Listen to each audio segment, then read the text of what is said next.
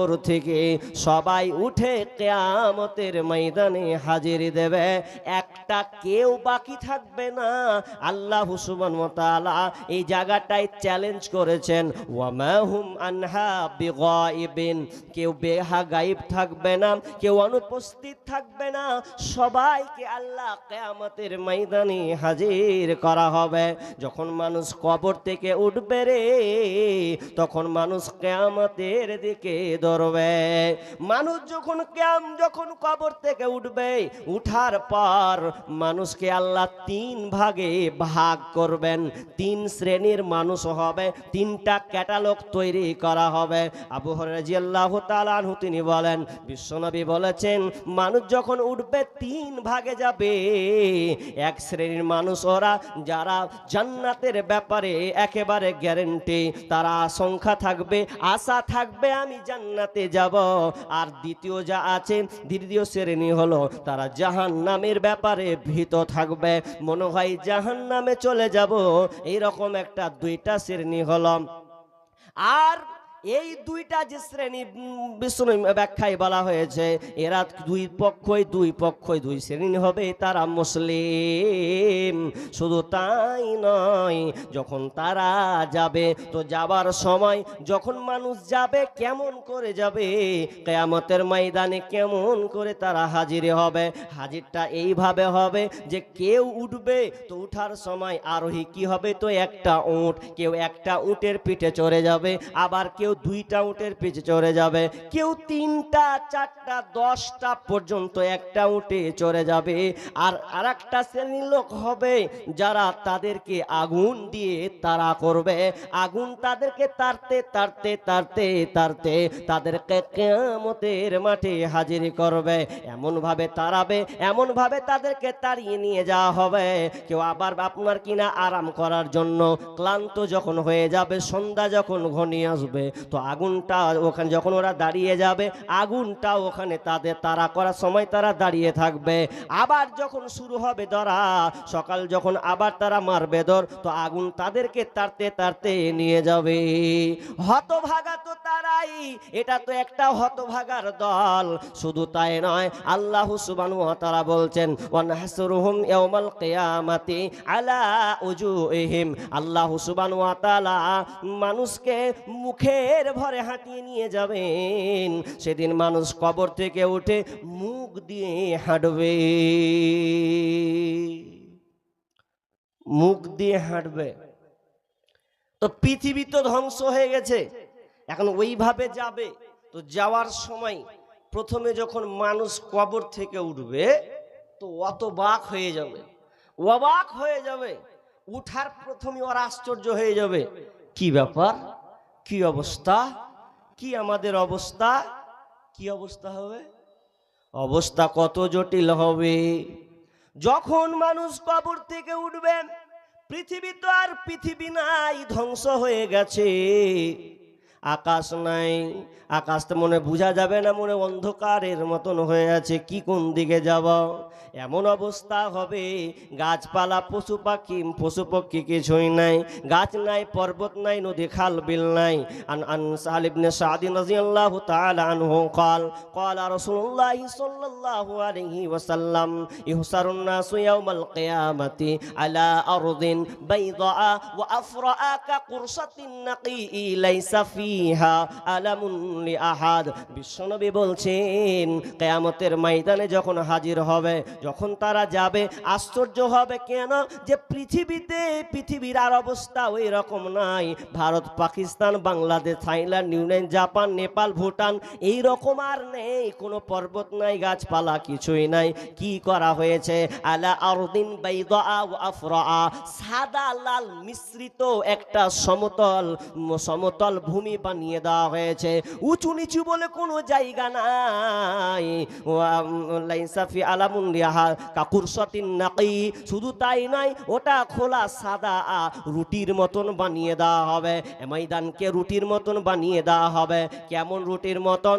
আপনার বোন, আপনার বিবি, আপনার মা যে খোলানে রুটিটাকে পাকায়, এর তলাটা যেমন চিকনো হয়ে থাকে, সমান হয়ে থাকে, ওই রকমই আল্লাহ পৃথিবীটাকে সমতল ঢাল বানিয়ে দেবেন, সমান বানিয়ে দেবেন, আর বলে কিছুই থাকবে না।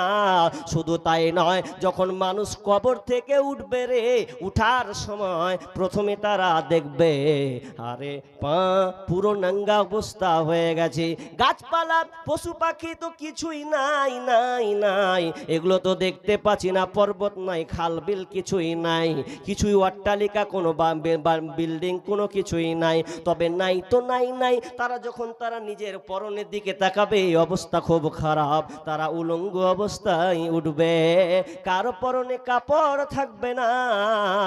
আয়েশা রাদিয়াল্লাহু তাআলা আনহা তিনি বর্ণনা করেছেন, বিশ্বনবী বলছেন ইহসারুন নাসু ইয়াউমাল কিয়ামাতি উফাতান উরাতান গরলা, উফাতান উরাতান গরলা, মানুষ যখন উঠবে তিনটা দিক লক্ষ্য করবে, একটা উফাতান উরাতান গরলা, মানুষ যখন উঠবে নাঙ্গা অবস্থায়, আপনার খালি পায়ে নাঙ্গা অবস্থায় এবং খাতনাবিহীন এই আকৃতিতে তারা কবর থেকে উঠবে। কারো কপরে কোনো কাপড় থাকবে না, পায়ে কোনো স্যান্ডেল থাকবে না, পায়ে স্যান্ডেল নাই, কোনো কাপড় নাই, খাতনাবিহীন থাকবে।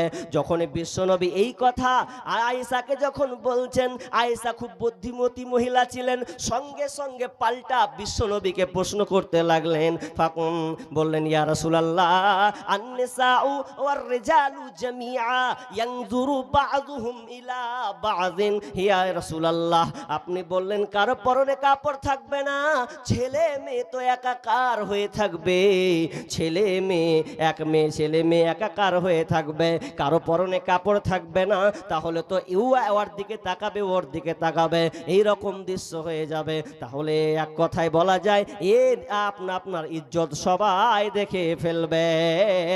যখন এই কথা বলা বিশ্বনবী বললেন ফাকালা ইয়া আয়েশাতুল আমরু আসাদ্দু মিন আইয়ানদুরা বা'দুহুম ইলা বা'যিন, হে আয়েশা তুমি যেটা আমাকে বলেছো যে এর অপর দিকে তাকাবে, এটা কোনো মতে নয়। মানুষ এর অপর দিকে তাকা তো দূরের কথা, এটা থাকবে না, বরং তারা বিভীষিকাময় পরিস্থিতির মধ্যে থাকবে। এক কথায় তারা নিজেকে বাঁচার জন্য ত্রাহি ত্রাহি করবে, কি হবে আমার, কি হবে আমার, ওই মানসিকতা তার মাথায় কাজ করবে না। কেমন কাজ করবে না? ওই মাথাতে ওই বুদ্ধিটা খেলবে না। যেমন আমি একটা মেয়েকে দেখলাম, আপনি একটা দেখলেন, তা আপনি বলছেন কার বেটি, দেখ কেমন করে সেজে চলে এসছে, হ্যাঁ জালসার দিনে, ঠোঁটে গুলো একদম গোলাপটা লেপটা, আর মাথায় কোনো চিরনি কেউ একদম বাম্পার করে কোনো ওড়না নেই, আর জালসা শুনতে চলেছে, কার বেটি এটা রে? মানে আপনি বলছেন আর বাপেরও বাটা আর মায়েরও বাটা, কোনো খেয়াল নেই। আচ্ছা গেল, এখন এই হাল হয়ে গেল এটা। এখন এই বুদ্ধিতে কথাটা বলছে, তো বিচারের ময়দানটা কত কঠিন হবে। কেউ কারো দিকে তাকাবার কোনো ওই ধ্যান তো দূরের কথা, নিজেকে বাঁচার জন্য আমি দুটা উদাহরণ দিব, তাহলে আপনি ওই হাদিসের ব্যাখ্যাটা আপনি হৃদয় থেকে বুঝতে পারবেন, অন্তর থেকে বুঝে ফেলবেন। কেমন বুঝবেন? আপনার যদি সুগার হয়, সুগারের মানুষের অনেক ব্যারাম থাকে, এই খাওয়া যাবে না, সে খাওয়া যাবে না, এইভাবে চলতে হবে, রাত জাগা যাবে না, বেশি বেশি করে পানি মারবে ও, জি। তো সুগারের মানুষ অনেক নিয়ম নীতি মানতে হবে।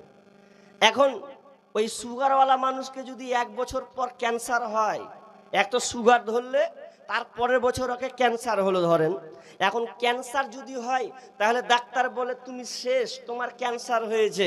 আচ্ছা বলুন তো, যে লোকটা সুগার ছিল এখন যদি ওকে ক্যান্সার বলে, সুগার বলে মনে থাকবে? মনে থাকবে?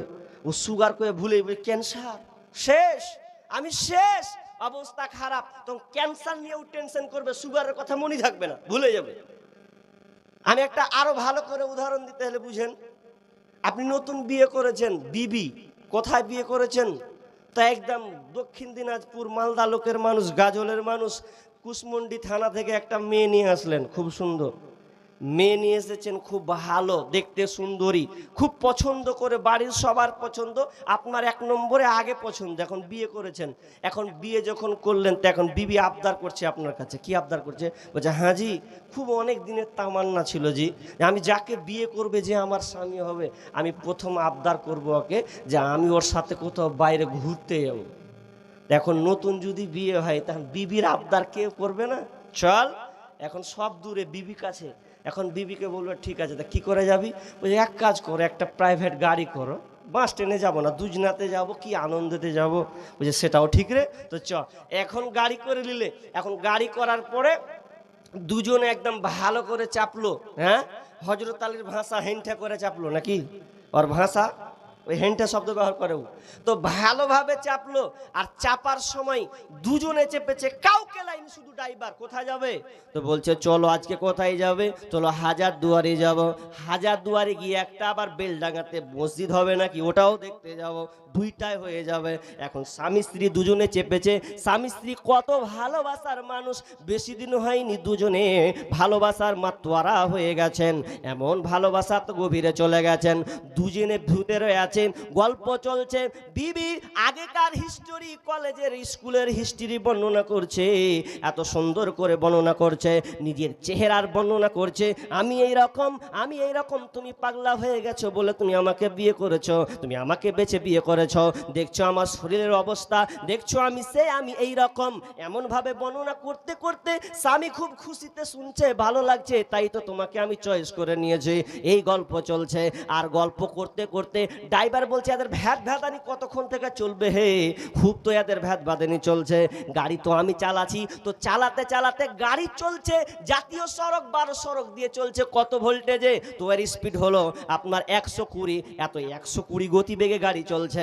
এমন সময় ড্রাইভার বলছে ও তোমরা শোনো, ভ্যাট ভ্যাট কমাও, এখন গাড়ি চালাতে যাচ্ছি, ব্রেক মারছি, ব্রেক ধরে না, ব্রেক ধরে না, ব্রেক ফেল। এখন স্ত্রী বলছে বাদ দাও, ড্রাইভারের কথা কিছু কইতে দিয়া, এত সুন্দর রঙ্গরসের গল্প করছি আর ড্রাইভারের কথা শুনবে, বাদ দাও। আচ্ছা কি বলবে ও, কি বলবে ও?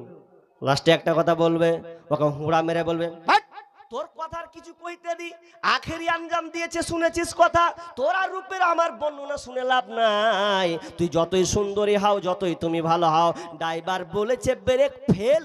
ব্রেক ফেল মানে কোথাও ঠুকতে হবে, কোথাও টাম্পারে পড়বে, কোন গাড়িতে ধাক্কা মারবে, কিছুই থাকবে না, এক কথায় মৃত্যু ছাড়া আর কোনো রাস্তা নাই। তার মানে ও আর বিবির সৌন্দর্য নিবে না, বর্ণনা নিবে না, বিবি যেমন থাক আর ওর দিকে চোখ যাবে না, শুধু দান ধার মানে দিলটা ধারাস ধারা, না জানি কোথায় ঠুকে মারা যাব।